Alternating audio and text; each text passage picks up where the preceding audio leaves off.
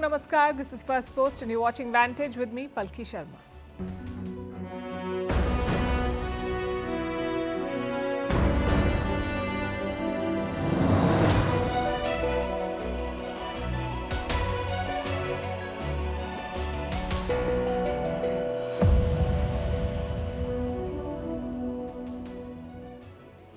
We begin with Iran. It's still a country on edge. New videos expose the brutality of the regime's crackdown. As threats from Washington intensify, Iran has put its military on high alert. But can it sustain a war with the United States? How is Iran poised economically, militarily, and diplomatically? We're also looking at how technology is shaping conflicts, and wars are won not with lethal missiles but with the latest microchips, which makes tech sovereignty central to national security. Meanwhile, in the US, the focus is on Greenland. A White House showdown looms. In Bangladesh, another Hindu has been killed. New data shows rising attacks on minorities, but interim leader Mohammad Yunus is fixated on reviving SARC. As Saudi Arabia, Pakistan and Turkey come together, is this the making of an Islamic NATO? Is the United States testing a mystery weapon linked to the Havana syndrome? Why Uganda has shut down the internet ahead of a crucial election, how Japan and South Korea are drumming up diplomacy after years of chill, and why India is turning to exotic fruits and vegetables, and how social media trends are shaping priorities for farmers. All this and more coming up. The headlines first. A crane in Thailand collapses onto a passenger train, causing it to derail. At least 32 people have been killed in this accident, which took place at a China-backed rail project. The company behind the project has seen a series of deadly accidents at its sites in the last few years. Canadian Prime Minister Mark Carney arrives in Beijing. He will meet Chinese President Xi Jinping on Friday. Carney is the first Canadian leader to visit China in 8 years. Ties between the two countries have been strained in recent years. In 2018, Ottawa arrested an executive from Chinese tech giant Huawei. Beijing responded by detaining 2 Canadians on espionage charges. Russia accuses Ukraine of launching drones that struck a Greek-owned oil tanker off its coast in the Black Sea. This is the latest such incident in the region. In the last few weeks, Kiev has blamed Moscow for targeting cargo vessels off its coast in the Odessa region. In Turkey, hundreds of angry civil servants marched through Ankara. They want a pay rise as they battle soaring prices and double-digit inflation. Turkey's annual inflation slowed to 30% last December. This month, public sector wages were hiked by 18.6%, which the unions say is insufficient. And the UK government retreats on making digital IDs mandatory to work in Britain. This comes after intense backlash. It is the latest climb down by the Keir Starmer government. There have been at least a dozen other U-turns on various policies since the Labour government came to power in July 2024.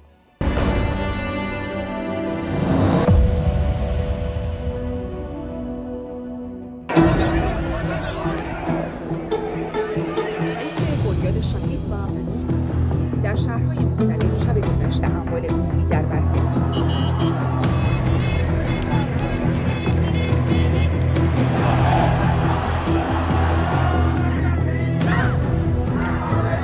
We're going to be making the decision.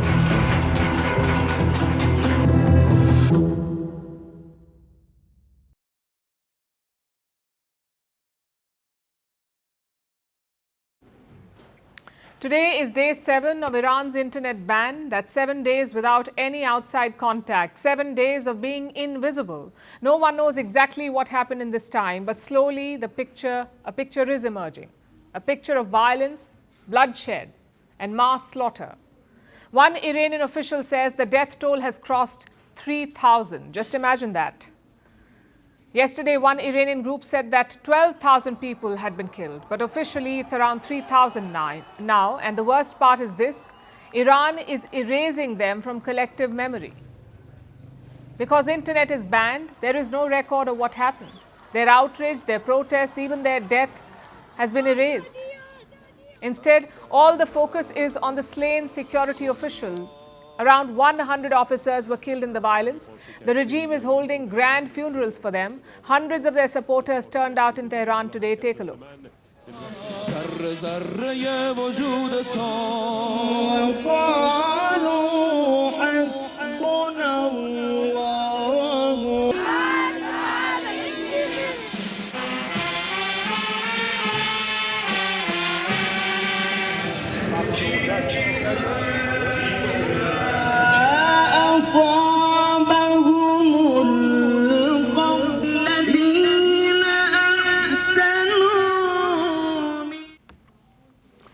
This is what the regime wants the world to see.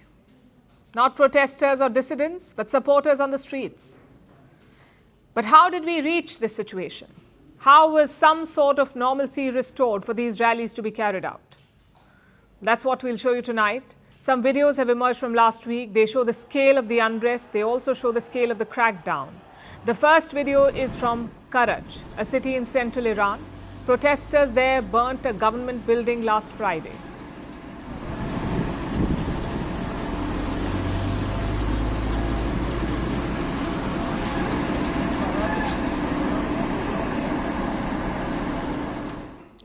Tehran too was gripped by huge protests. We have videos from last Thursday, Friday and Saturday. They show thousands of people on the streets. Some of them chanted, "Down with Khamenei."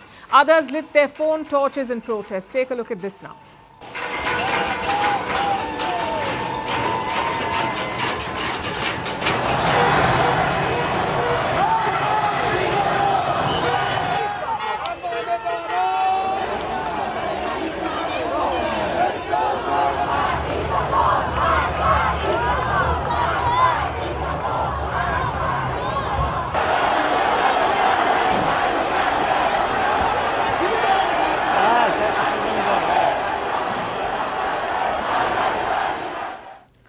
None of this was shown on Iran state TV, of course. All these videos were uploaded in the last 24 hours, probably by protesters with Starlink.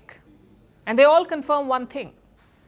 This was not some tiny anti-government rally. This was a massive movement against the regime, a movement that did not even spare government buildings and officers. And now we come to the response. Footage of the crackdown is hard to come by. We have 3 clips that will give you an idea. The first one is from a city called Catering. It's located in southwestern Iran. The video shows security officials on motorbikes. They can be seen shooting at will.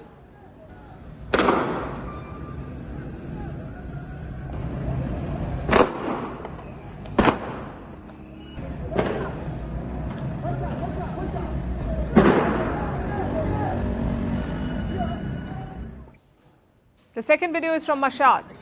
This is a holy city in northeast Iran, but in recent days it turned into a battlefield. You can see lasers, tear gas and explosions.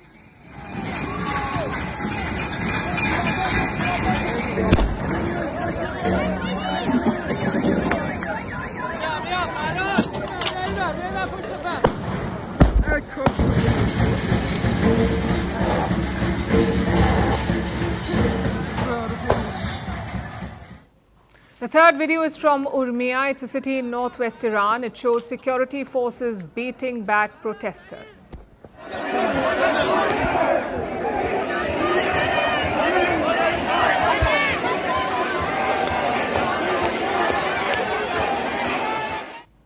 So you've seen the demonstrations, you've seen parts of the crackdown. Now look at the aftermath. Interestingly, these clips are being aired by Iran's state media. They're showing all of this. Do you know why? Because they want to control the narrative. They want to blame the protesters for this violent outcome. Take a look at the scenes.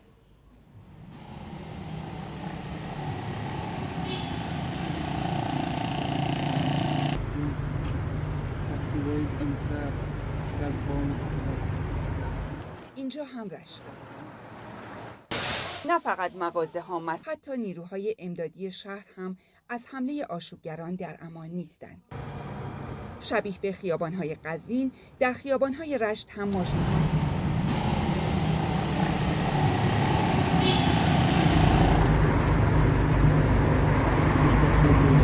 و تروریست‌های مزدور آمریکا و رژیم صهیونیستی. Like I said, Iran looks like a battlefield. But what happens next could be equally brutal. The regime has arrested more than 18,000 protesters. The focus is on their fate, on those arrested. Iran's judiciary is promising a quick trial. In regime terminology, that usually means 2 things: endless jail or death.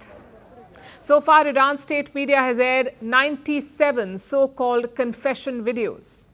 In these videos, the protesters are handcuffed, their faces are blurred, and you can hear them expressing remorse. These videos have two main goals. One is to send a message to any remaining protesters: if you hit the streets, you will be killed. The second goal is to control the narrative. Iran wants to depict this unrest as some sort of terrorist conspiracy. Not organic outrage, but staged rallies, which is why the future of those arrested is worrying. US President Donald Trump has warned Iran. He says if the protesters are hanged, the US will respond. If they hang them, you're going to see some things that I don't know what where you come from and what your thought process is, but you'll perhaps be very happy. We will take very strong action. If they do such a thing, we will take very strong action. So what comes next? It's hard to gauge the situation on the ground at the moment, but most indications are that the protests have subsided. The regime's brutal crackdown appears to have worked for now. They're now asking their supporters to hit the streets, the government supporters to hit the streets to basically project strength and survival. Having said that, it is not over yet because the possibility of a US intervention remains. Iran's military says they're on high alert, plus foreign missions are asking citizens to leave. India has issued an advisory today. India is asking all Indian citizens to leave Iran immediately. Just a short while back, Iran's foreign minister reached out to India. He spoke to External Affairs Minister S. Jaishankar. Such calls and advisories are always an ominous sign. The question is, will the US attack Iran? Yesterday, President Trump urged Iranians to keep protesting. Then today, he pulled out some US soldiers from their base in Qatar. All of this has put Iran on edge. Tehran says the US is manufacturing excuses for a regime change. So all eyes are now on the White House. Trump has shown a lot of appetite for military action, but this one would be the most dangerous and risky operation yet.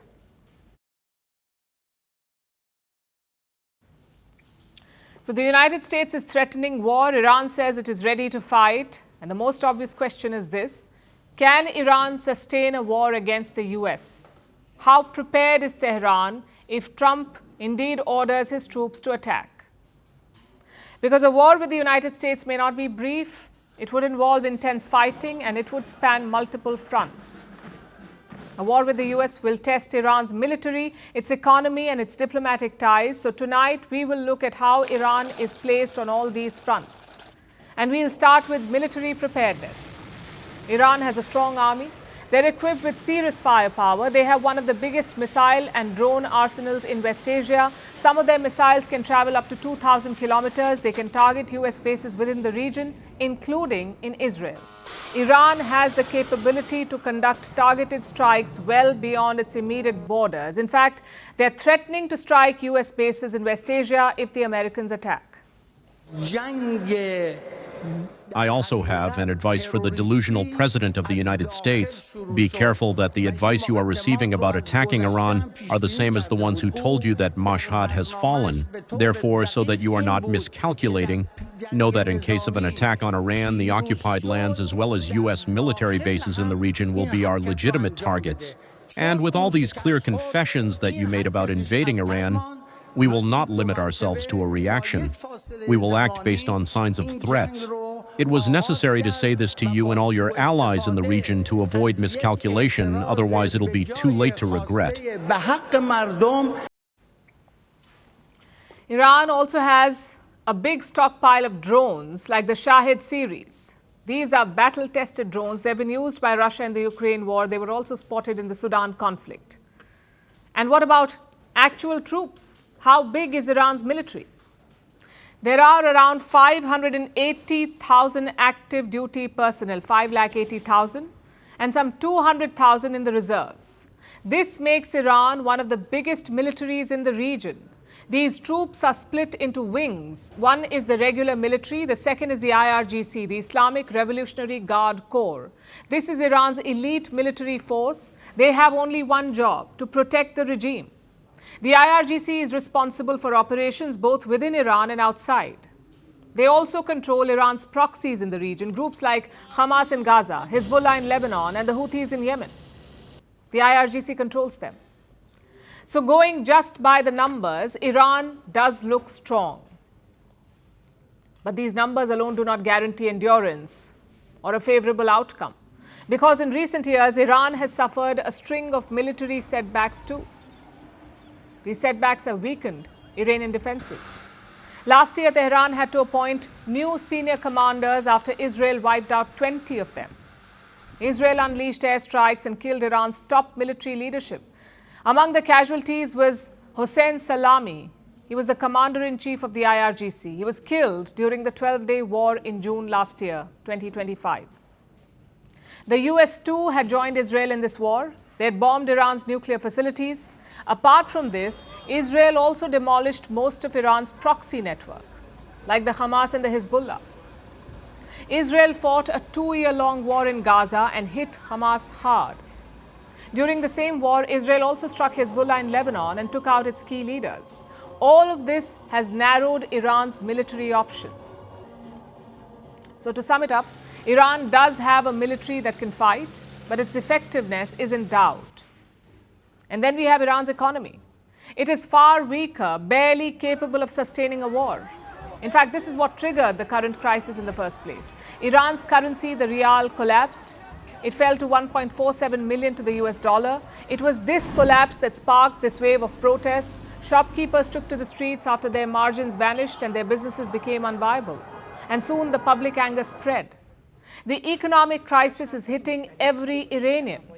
Inflation is well above 40%. Prices of essential goods have risen sharply. Take cooking oil, for example. Cooking oil prices in Iran have risen by 133%.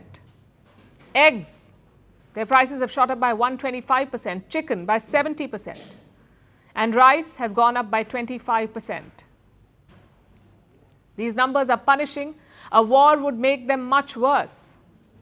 In simple words, Iran's economy will implode under the strain of a war. But can it count on international support? Will Iran's diplomatic partners support it in the event of a war? And support it to what extent? Iran's allies like China and Russia have slammed Trump for threatening war. Just today, Moscow issued a statement of support. This is what they said. We simply need to work and to implement the agreements achieved between Russia and Iran, as well as all other economical partners. When such a powerful country like US acts by these dirtier methods, it means only one thing. The US competitive position is steadily worsening. Regional powers like Turkey and Qatar have also expressed concerns. So no one wants a war, but will they actively push back or just issue statements? The case of Venezuela does not inspire confidence. When Trump attacked Venezuela and had their president abducted, global powers could do little. All they offered were statements. And Iran would have noted that with concern. It would know that words of support may not translate into meaningful action, which is why Tehran has also been dropping hints. It says it is ready to talk. Earlier this week, Foreign Minister Abbas Araghchi addressed global diplomats in Tehran. He said Iran is not seeking war, but it is prepared to fight one. So Tehran is signaling that there is room for dialogue. But it all depends on whether the other side is willing to listen.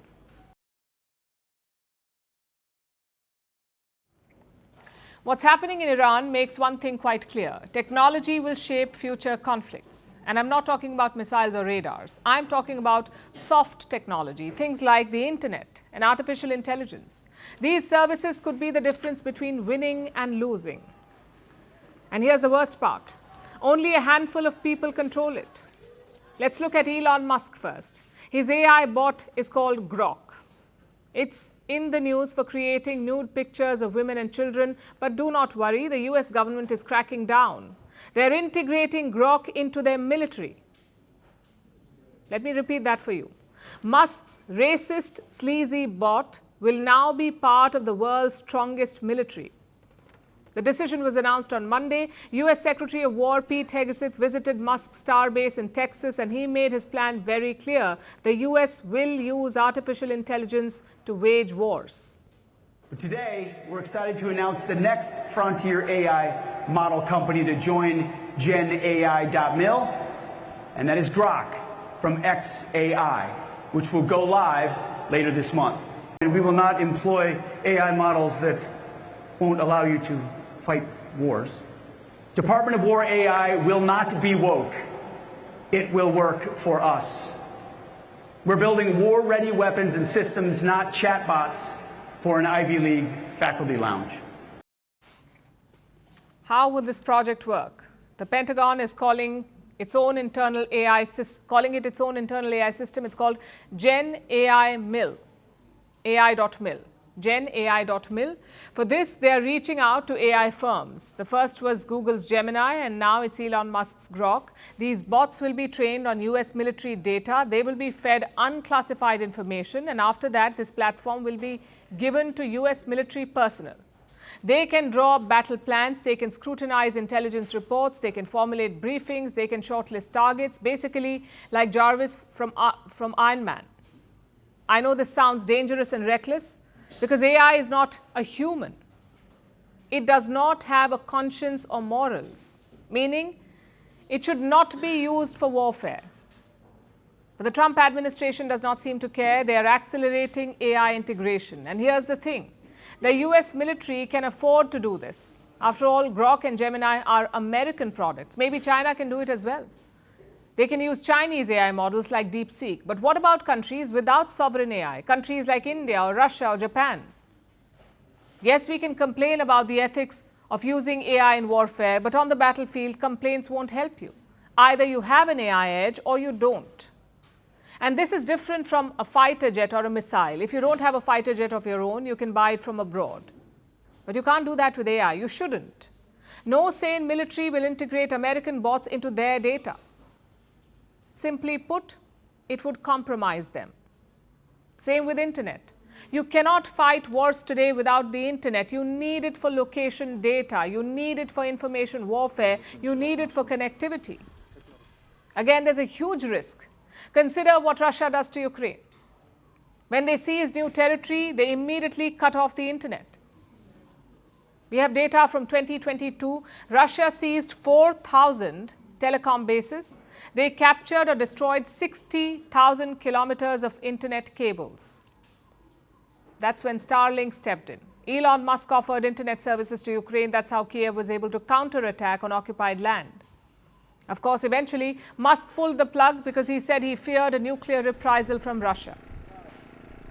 In Iran, too, Starlink is active. Trump said he would speak to Musk about restoring internet, and looks like Musk has agreed. He has now made Starlink free in Iran. No monthly fee, no subscription. How many other countries or companies can do that? The answer is none. Yes, there are other satellite internet firms, but most of them are based in the United States, just like Starlink. Plus, they are much smaller in capacity. China is working on a satellite internet firm. Indian companies are also investing in this technology, but until then, the US and Starlink hold the edge. Now we come to information warfare. Again, Musk is at the forefront of it. His X platform recently changed the Iranian flag emoji. Until last week, it was the post-revolution flag. Now it's the pre-1979 flag, basically the flag of the Shah's regime. This may not change the situation on the ground, but do think about it. If Musk is willing to change Iran's flag, what sort of content will he push? Pro-regime or anti-regime? And that's the problem here. Whether it's wars or unrests, controlling technology is key. If you control it, you can win. If not, you're at a disadvantage. So what's the solution? Invest in sovereign platforms. Create your own alternatives to Western technology. If not, you're fighting with one hand behind your back.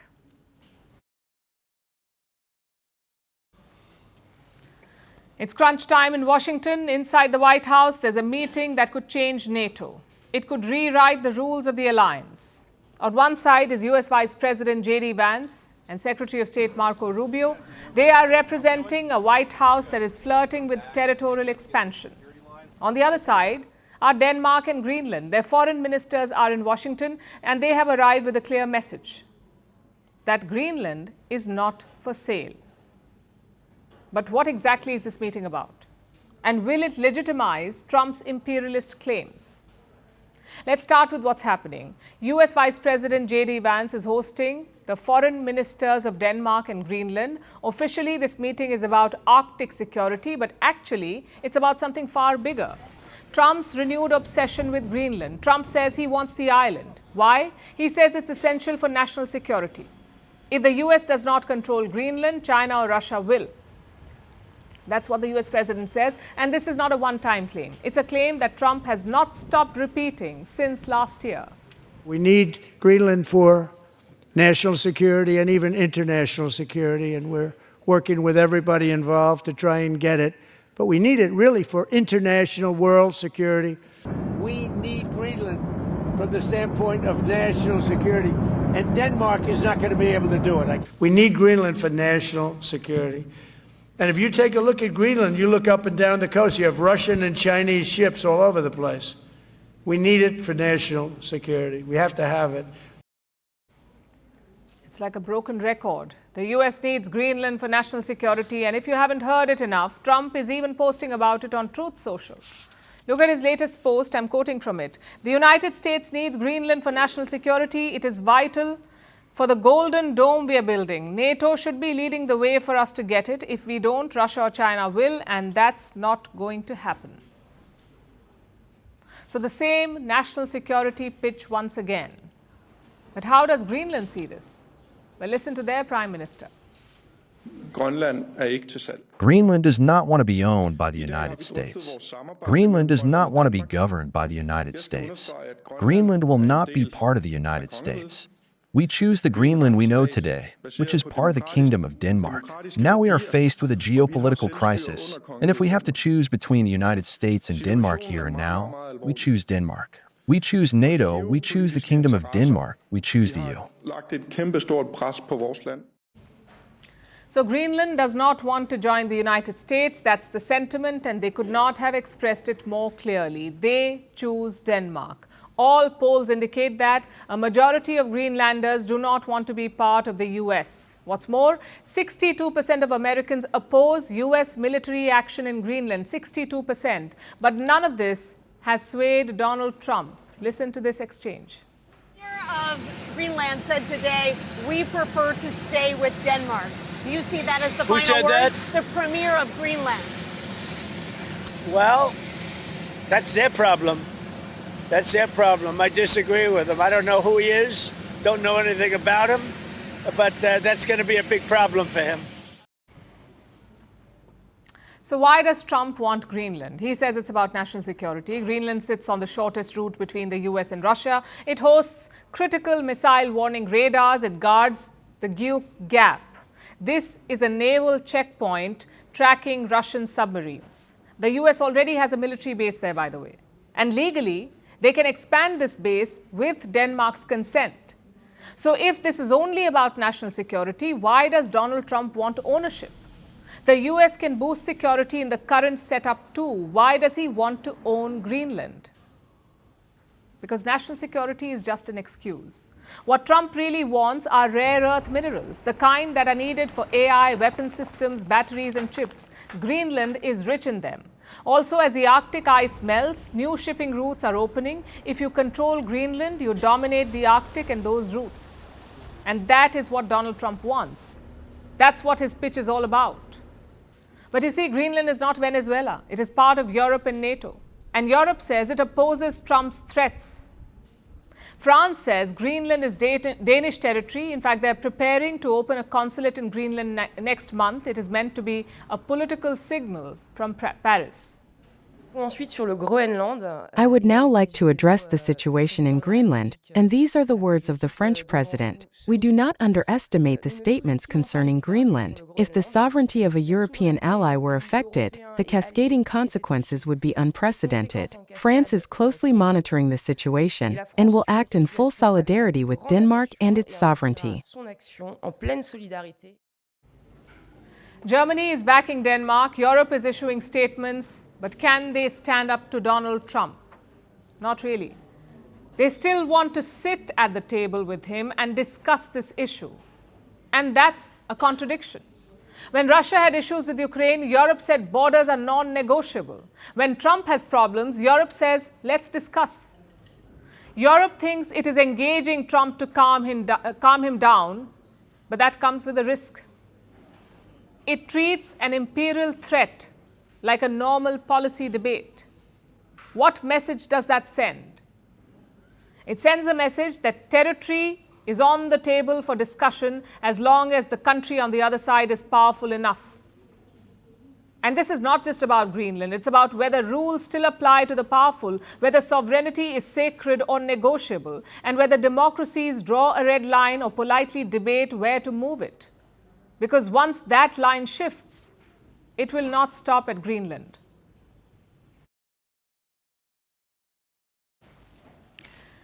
Now let's talk about Bangladesh. The country is weeks away from a crucial election, and the situation on the ground is deteriorating. Violence is rising and minority communities are being targeted. Another Hindu man has been killed in Bangladesh, this time in Chittagong. This is the latest in a series of attacks targeting minorities, especially the Hindu community in the country. It is part of a broader pattern. Data shows a sharp rise in killings across Bangladesh, and it's getting worse as polling day approaches. So what is Muhammad Yunus doing? Instead of focusing on stability at home, he's calling for the revival of SAARC. Here's a report. In less than a month, Bangladesh will have its much-awaited election. But the country is gripped by fear.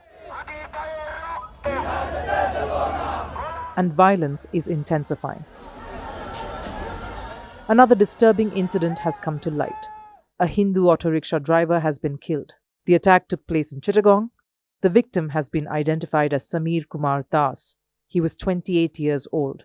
According to reports, Samir was beaten and stabbed by a mob. The attack happened last weekend. So far, there have been no arrests. Police say preliminary findings point to murder and robbery, but the killing has heightened anxiety because it is not an isolated case. There has been a surge in attacks on minorities, especially the Hindu community. The Bangladesh Hindu Buddhist Christian Unity Council has documented 51 incidents of communal violence in just the last month. The numbers are alarming. 10 murders, 10 cases of theft and robbery, 23 incidents involving the occupation of homes, and the violence has not stopped. In January alone, 4 more Hindu persons have been killed. That takes the total death toll to 14 since December. As Bangladesh moves closer to polling day, the violence is spreading beyond communal attacks. There is a broader breakdown in law and order. Targeted killings are rising. Illegal firearms are being used more frequently. Political parties are on edge, candidates are fearful, and ordinary citizens are anxious. Reports suggest the violence is driven by multiple factors: political rivalry, local power struggles, personal disputes, all converging at the same moment. The impact is visible nationwide. Bangladesh's leading daily Dhaka Tribune has published data. It has found over 3,500 people were killed across the country. This is between January and November last year. That is nearly 10 deaths every day. These numbers paint a grim picture. Against this backdrop, the focus of Bangladesh's caretaker leadership raises questions. Chief Advisor Muhammad Yunus is busy making a fresh push for SAARC. He said the grouping has been forgotten and described that as a shame. The timing is striking because Bangladesh is facing a serious internal crisis, with the election barely weeks away. This is when focus matters most. Bangladesh stands at a critical moment, but fear is spreading faster than confidence. Violence is no longer sporadic, it is persistent and visible. At such a moment, the caretaker government's priority should be clear: restore order, protect the communities, and ensure that the election does not unfold under this shadow of unrest. Ensuring security and a peaceful vote should matter more now. But Yunus is busy pushing for SAARC's revival. Bangladesh will be better served if the caretaker regime instead focuses more on stabilizing the streets at home.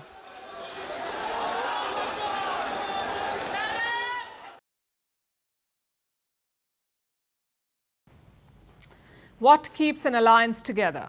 In simple terms, shared interests. These may be political or social or economic, but what about religion? Could religion create a solid alliance? Well, we may find out soon because there's talk of an Islamic NATO. Reports say 3 countries are in discussion right now: Pakistan, Turkey and Saudi Arabia. Each has a defined role.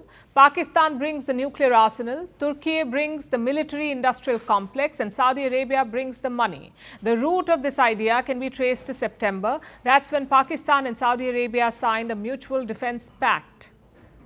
It was very similar to a NATO guarantee.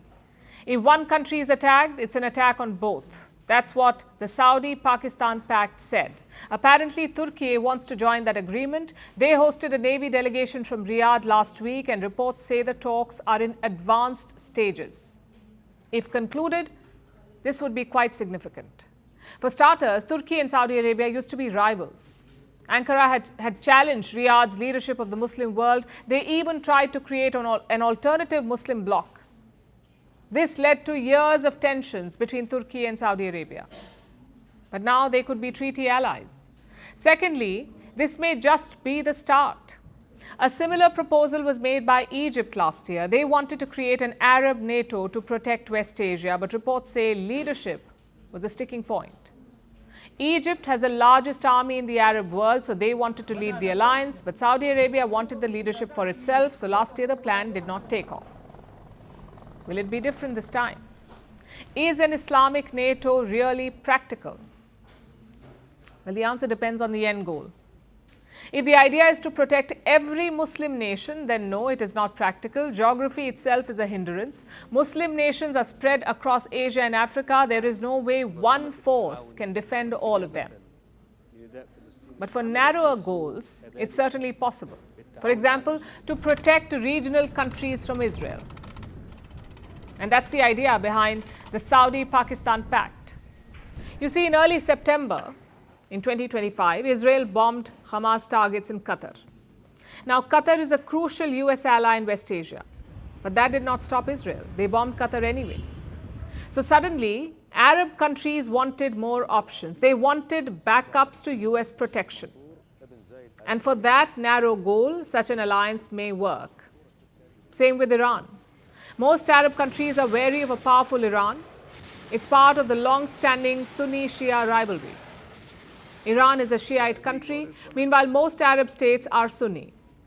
So maybe they can form a loose alliance against Iran. But beyond that, there will be challenges.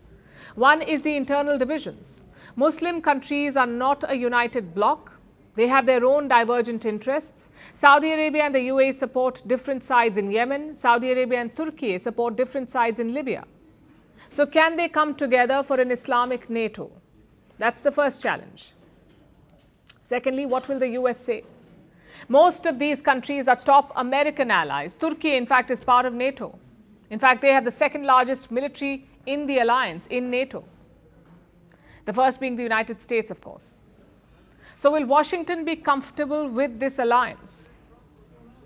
On the one hand, it could reduce their burden. The US has long been the top security guarantor in West Asia. If this alliance, this Islamic NATO takes off, maybe the US can take a step back. Maybe they can focus their military elsewhere. On the other hand, the US may end up surrendering influence. Just think about it. If Saudi Arabia does not need US protection, what's stopping them from cozying up to China? The answer is nothing. So this whole Islamic NATO is a double-edged sword for the United States. Fortunately for them, it's still work in progress. But what about India? How would India see an Islamic NATO? The collusion between Pakistan and Turkey is worrying. We've seen Turkey try to extend their influence in South Asia. First, they sold drones to the Maldives. Then they sold air defenses to Bangladesh. So that nexus is certainly worrying. Having said that, India has good ties with other Muslim countries, whether it's the UAE or Saudi Arabia or Egypt or Iran. Like I said, the Islamic NATO remains a far-fetched idea. It's something to monitor, not to panic about. Our next story is about a mystery, one that has puzzled the United States for years. It's called the Havana Syndrome.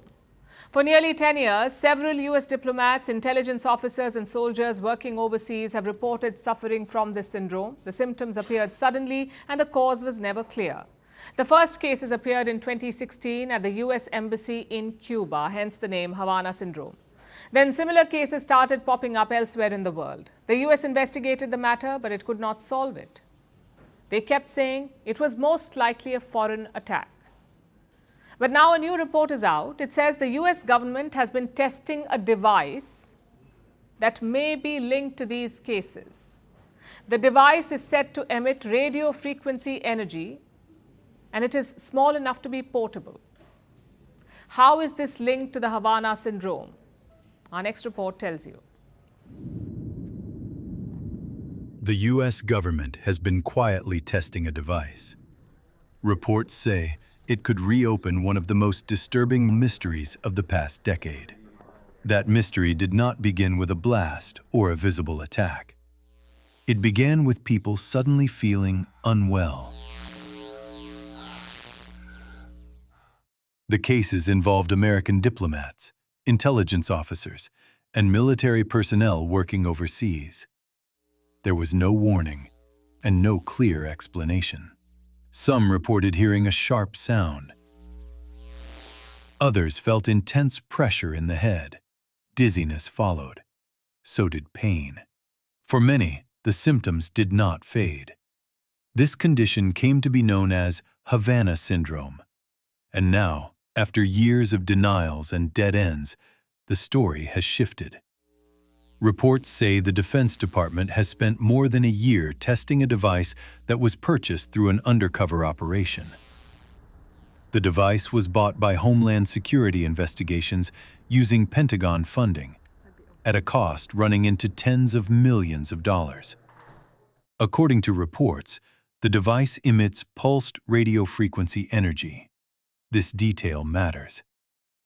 For years, pulsed electromagnetic energy has been one of the leading theories examined as a possible cause of Havana Syndrome. It has not been confirmed, but it has been repeatedly investigated. Reports also say the device is portable. It is small enough to fit inside a backpack. That has raised fresh concern inside the U.S. government about how such technology could be deployed without being noticed.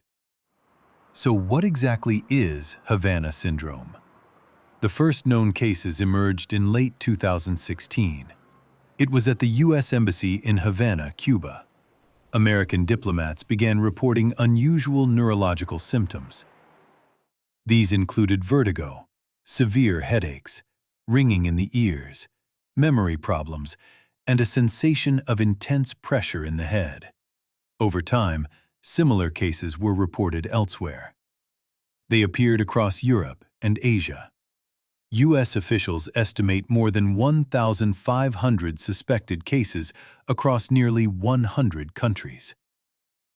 Those affected include diplomats, intelligence officers, soldiers, and in some cases, their family members. Despite years of investigation, there is still no single medical definition. Brain scans and medical studies have produced mixed and inconclusive results. In 2023, the U.S. intelligence community said it was very unlikely that a foreign adversary was behind the incidents. That assessment was reaffirmed in January last year. However, at least one intelligence agency said there is a chance that a foreign actor developed a device capable of harming a small number of U.S. personnel. That is why this matters now. Because reports say the device exists. Because it is being tested. And because it forces a fresh look at years of unanswered questions. For victims who say they were dismissed or ignored, this moment feels different. Not as proof, but as acknowledgement. Nearly 10 years on, Havana Syndrome remains unresolved. But if these reports are accurate, the search for answers has entered a far more concrete phase.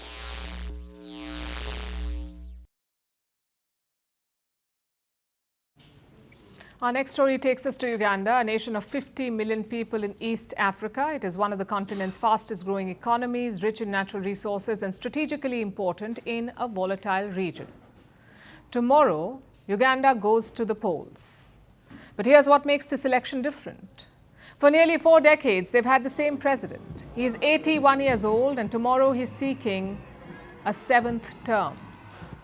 There's economic pressure, political restrictions and a heavy security presence on the streets. Tonight, we'll tell you what this election means for the country's future, starting with the basics. Uganda holds elections, general elections, every 5 years, where they choose their president, their members of parliament and their local leaders. On paper, this looks like any other democratic exercise, but in reality, there's no real choice because for decades, the country has known only one president. His name is Yoweri Museveni. He came to power in 1986. Back then, Uganda was emerging from years of chaos, coups and violence. Museveni was a guerrilla fighter. He overthrew a military regime. He promised a clean break from the past and spoke of democracy and stability. In fact, he once said that Africa's biggest problem was leaders who refused to leave power. I became a soldier to defend myself and my people against state-inspired violence. Well, that was 40 years ago. The man who warned against lifelong rule is now seeking yet another term in office. He has rigged the system to remain in power for this long. Over the years, term and age limits were scrapped. Uganda's parliament approved constitutional changes that allowed Museveni to keep running. It was legal but controversial. Supporters say this was also necessary because Museveni brought stability. But critics say power has become too concentrated. Democratic institutions are too weak and dissent is too dangerous. Rights groups accuse the president of human rights violations, torture, arbitrary arrests and repression. The government obviously denies this. So who is challenging the president this time? A man called Bobi Wine. He's a pop star turned politician. He first ran for office in 2021. He finished second in that contest, in the presidential contest in 2021. And he rejected the result, claiming that the election was neither free nor fair. This time, he's running again with a message of change. We want a country that works for everybody, a country where everybody is going to enjoy full dignity, economically, socially and politically. Bobi Wine's campaign has been challenging. His rallies have been broken up. His supporters have been arrested. Security forces have used tear gas and live ammunition at campaign events.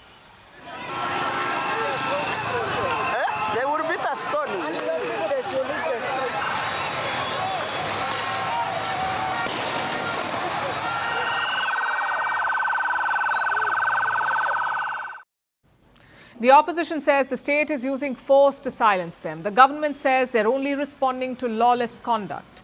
Also, Bobi Wine is not just a candidate. He represents a generation that has only seen one president. For them, this election is not about legacy or ideology. It is about opportunity, jobs, freedoms, and a future that feels more open. I want the government to employ our children and also put in more effort in government schools, and also us, when we go to hospitals, we need better health care. We want the new government to consider us the people in garages, not the big investors, because we do our work but we do not have insurance. I can be working under the car and it falls, yet I have no insurance. For many Ugandans, these demands are simple. But will their voices be heard? Because just 2 days before the vote, the country has been plunged into a digital blackout. The government has ordered a nationwide internet shutdown. They say it is to prevent misinformation, electoral fraud and violence. The internet restriction directed is in line with the legitimate purpose. That is protecting national security, public safety, and public order. But critics say the timing of the internet ban is no coincidence because it has happened before. An internet shutdown just before an election is not new. It makes it hard to track what's happening on the ground. So what is expected tomorrow? Most analysts say President Museveni will win. He controls the state, he controls the security forces. In fact, the election chief in the country says he's been threatened against declaring certain presidential candidates the winners. The law says results should be declared within 48 hours of polling, and at this rate, It will take a miracle to keep Museveni from returning to power.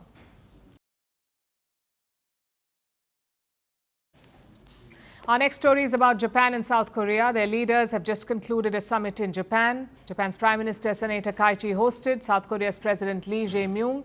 They discussed about security threats, trade and regional challenges. But something unusual also happened after the formal meeting ended. The two leaders sat behind drum kits and played together. They performed K-pop tracks and then exchanged drumsticks. This was not random at all. Lee had earlier said that playing the drums was his childhood dream. Takaichi, a former drummer herself, remembered that, so she made it happen. Here's a report. Two world leaders are standing behind drum kits. They are not rehearsing. They are not posing briefly and leaving. They are playing together. This is Japan's Prime Minister, Sanae Takaichi, and South Korea's President, Lee Jae-myung. They take turns, play side by side to K-pop songs, and then exchange drumsticks. It is not something you usually see at the end of a summit, but this moment was planned. Takaichi is a former drummer. She once played in a heavy metal band as a student. Lee had earlier said that playing the drums was his childhood dream. Takaichi remembered that, and she turned it into a gesture. But this was not just about personality. It came after a serious visit at a sensitive moment in the region. President Lee was in Japan for a two-day summit. The talks were held in Nara. This is the native region of Takaichi, and it came after another important stop.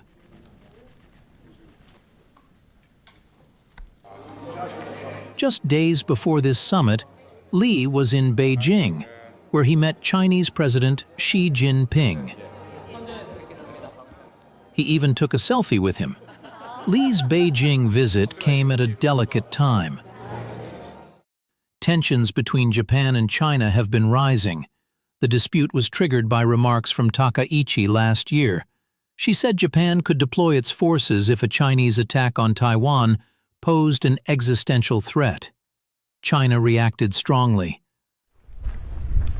Against that backdrop, Lee's visit to Japan was closely watched. South Korea is a U.S. ally. So is Japan. Lee said he would not intervene in the Japan-China dispute. But he also said that confrontation was undesirable for regional peace. Inside the meeting room, the focus was on cooperation. The two leaders agreed to deepen economic and security ties. They discussed industrial supply chains, artificial intelligence, and semiconductors. They spoke about denuclearization of the Korean peninsula and about working closely with the United States. Lee said cooperation between South Korea and Japan is more important than ever. Looking ahead amid a complex and turbulent international order, we must move toward a new and better situation. Therefore, I believe that cooperation between South Korea and Japan is more important than ever and more important than anything else. Takaichi agreed. She said both countries must work together to ensure regional stability. I reaffirmed with President Lee our shared view that Japan and South Korea should move forward in our bilateral relationship while cooperating to play a role in regional stability. They also agreed to continue shuttle diplomacy. But history still sits in the background. Japan's colonial rule of Korea remains a sensitive issue for both countries. Some difficult topics were not raised publicly, as both leaders stressed a future-oriented relationship. So, from drumsticks to diplomacy, in a region under pressure, even symbolic gestures now carry real weight.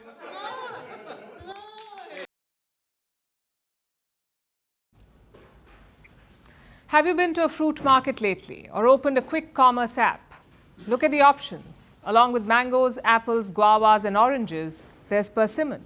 dragon fruit, or a mix of berries. These are fruits that barely showed up in Indian homes 10 years ago.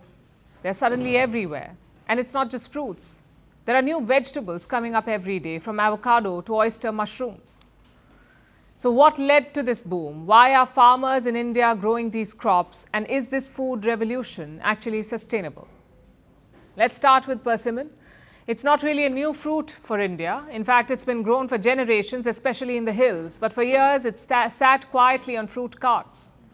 It was known by different names: Amarfal, Ramfal, Japani fal. Locals consumed it, maybe you did too in your childhood, but it wasn't really the it fruit. That changed with social media. Viral videos spoke about its benefits. Celebrities talked about eating it. Some called it a winter superfruit. And just like that, the persimmon got a rebrand. Soon everyone wanted it, and farmers quickly noticed this change. In Himachal Pradesh, they also noticed something else: the money associated with it. Himachal is known for its apples, but a lot of farmers are shifting to persimmon. Persimmons sell for 120 to 180 rupees per kilo, which is much higher than apples. Plus, apples need heavy pesticide use and cold storage, and all of this adds to the cost. Persimmons need less chemical input, they last longer and give faster returns. Some farmers earn 15 to 20 lakh rupees per season, and they make good money even when the crop is average, which is why they have embraced it. In Himachal Pradesh's Kullu region, the land under persimmon cultivation has doubled from about 200 hectares to more than 400 in just 2 years. And it's not just persimmon. Take avocado, for example. Everyone on social media wants an avocado toast for breakfast. The fad was driven by fitness culture and cafes, and soon farmers latched onto it. In Kerala's Wayanad district, avocados used to be humble backyard trees. Today, they are a big business. A single well-managed avocado tree can earn anywhere between 5,000 and 50,000 rupees a year. And some farmers manage 300 to 400 trees, which means 20 to 30 lakh rupees annually. Farmers that once grew coffee, pepper or bananas are now planting avocado trees. Then you have strawberries. 20 years ago, India barely produced them. Today, strawberry farming happens in more than 10 states. Same with dragon fruit. It thrives in dry regions, it needs less water, but it sells for 150 to 300 rupees per kilo. Broccoli and lettuce are replacing wheat and mustard in fields. So this is not a random trend. India is embracing these so-called exotic vegetables and fruits. And there are 3 big reasons why. 1 is rising disposable incomes. People can afford a variety of ingredients. 2, global exposure. Palates are expanding. Indians are sampling the world through foreign cuisine and food apps. And 3, social media. If it looks good on camera, it sells. The viral hype is increasing demand, and farmers follow this demand. If 1 acre of exotic vegetables earns more than traditional crops, the choice becomes obvious. But here's the catch. Not all of it is sustainable. Some exotic crops need more water, some need polyhouses, cold storage, longer supply chains. Also, prices crash when everyone grows the same thing. June avocados often sell for a fraction of winter prices. Strawberries rot without proper storage. And then there's a bigger question. Are we forgetting our own food? Because nutritionally speaking, India's indigenous fruits and vegetables are powerhouses. Jackfruit, guava, drumstick, amaranth, fenugreek, mustard greens. They're cheaper, they're more climate friendly, and often richer in the nutrients that Indians need. The problem is, they don't have good PR. And we're not saying ditch the avocado and choose moringa. We're saying strive for balance. You don't have to reject new foods, just don't abandon the old ones either.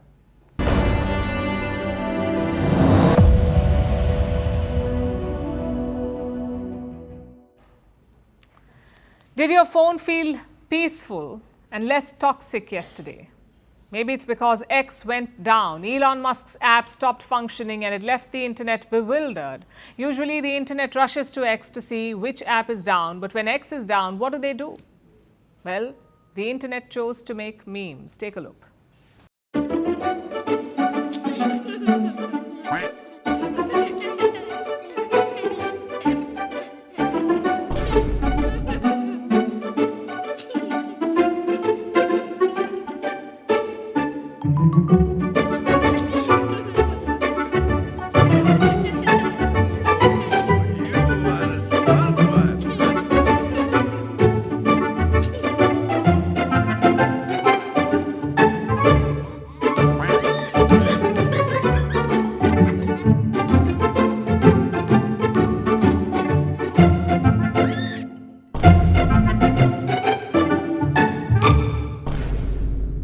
Now it's time for Vantage Shots, images that tell the story.